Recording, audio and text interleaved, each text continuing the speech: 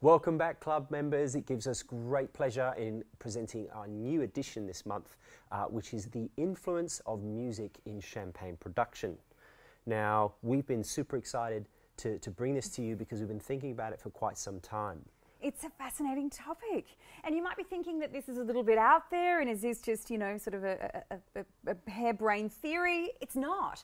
You know, we've done some research on this and there is some science behind it. And in my research, you know, outside of the two champagne houses that we're featuring today who both use music as influences, we found this fascinating gentleman in Italy who's playing Mozart and classical music to his vines.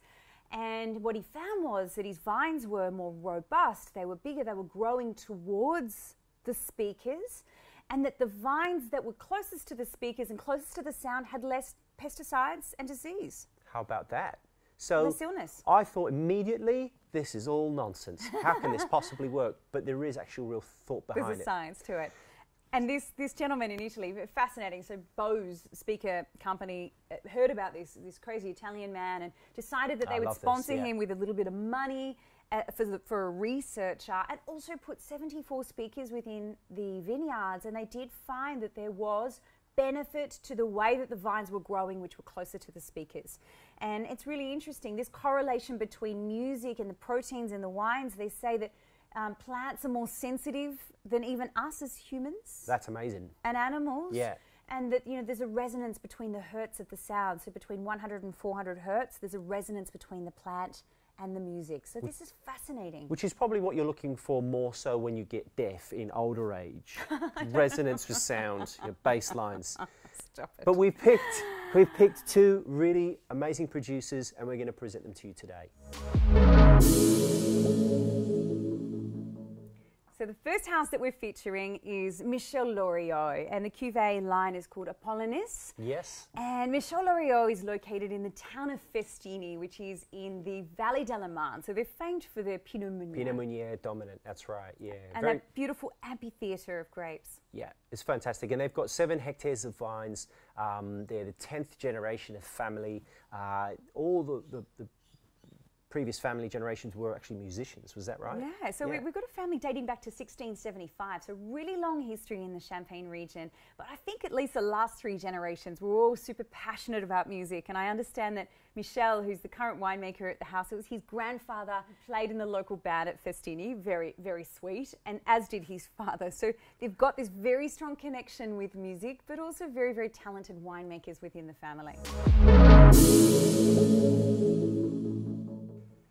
The cuvée that we decided to feature was Theodorine, really Greek-sounding names, Kiri. Very Greek. We're in your heritage Apollonis, here. yeah, Apollo, we love it. Yeah, absolutely. Yeah. Look, you know, every now and then you have a producer come to you and you taste through their range. And I have to say that I was really impressed with the entire range, but I particularly loved this rosé. It just spoke volumes. There was that lovely play of savoury fruit sweetness and balance. It was all perfectly as you want it from a rosé, wasn't it? I think it's gorgeous. So we've got 50% Chardonnay, we've got 30% Pinot Meunier, which is really the hallmark of the family. Yep. 20% Pinot Noir. And 10% of that is red wine. 10% of that is red wine. Yep. And you know what? You hit the nail on the head. There is this delectable play between savoury notes, of which some rosé champagnes are, but this beautiful, pretty fruit sweetness.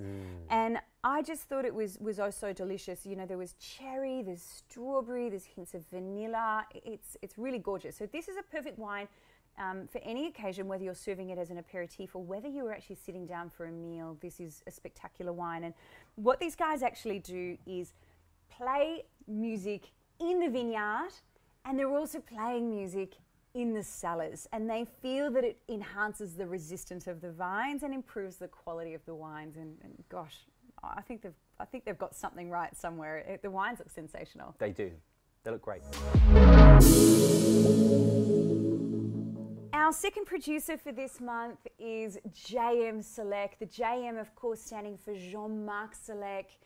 Jean-Marc was the first generation within his family who went to the arduous process of producing his own cuvées instead of selling them to cooperatives or to other maisons, of which his parents and his grandparents did. So it's a bold move when you think you've got such a long time before your first cuvee is released and you get any return on your investment, and also just the peer pressure of turning out your first wine with your name on the bottle. But completely, I think he's justified in putting his name on the bottle. He has. He's worked really hard. The wines have improved year on year since we've seen them. Yeah, I agree. And we can see that there's a lot of energy and passion put into these wines. I like that he's non-interventionalist. I like the fact that he tries different things. And I like the fact that he's obviously really focused on making the best he possibly can each year. And for the wine that we've chosen from JM Seleque, it is the Quintette.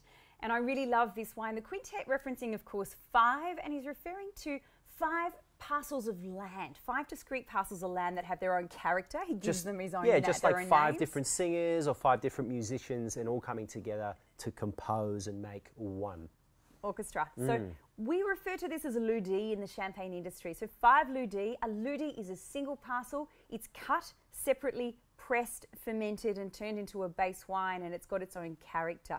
So what does he do with the ludis? So he blends them all together, but he actually divides them off. So 50% goes off into stainless steel, and the other 50% goes off into barrel, and then he brings them together. Some have been put through Malo, some without, and that creates a really lovely texture and finish. And you can really see it in the end, and the aromas really play as well. So we're talking 100% Chardonnay with 3 years in the cellar. We've got an extra brut, 2 grams per litre, which you would never detect on the palate. And the aromatics for me were this lovely lemon, but this characteristic mandarin with this lovely almond meal play. You know, I often say to you that this wine reminds me of this beautiful Norwegian cake a friend of ours makes, which has got this lovely almond mealy, toasty mandarin character, which is very supple. It's a lovely description. I like that. It's good, isn't it? It's a great wine. But what I love about JM and this particular wine is that you've got this lovely acid line, but you've got this mouth feel at the same time. You've got some volume that's on the what palate. you want. I think if you're going to have something really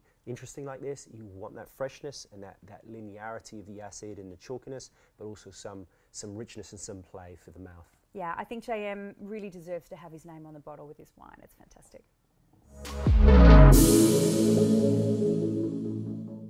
So just to recap, we had an amazing run through these different wines. Jean-Marc Seleque is the young producer using composition as his way of intertwining music with wine, and Michel Loriot from Champagne Apollonis physically playing music to the vines to get something really quite unique in the production process.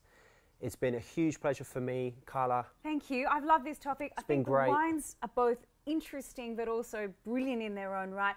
Go and do some research on the connection between music and champagne and music and wine. It's a fascinating one, and we look forward to seeing you on the next episode. See you then.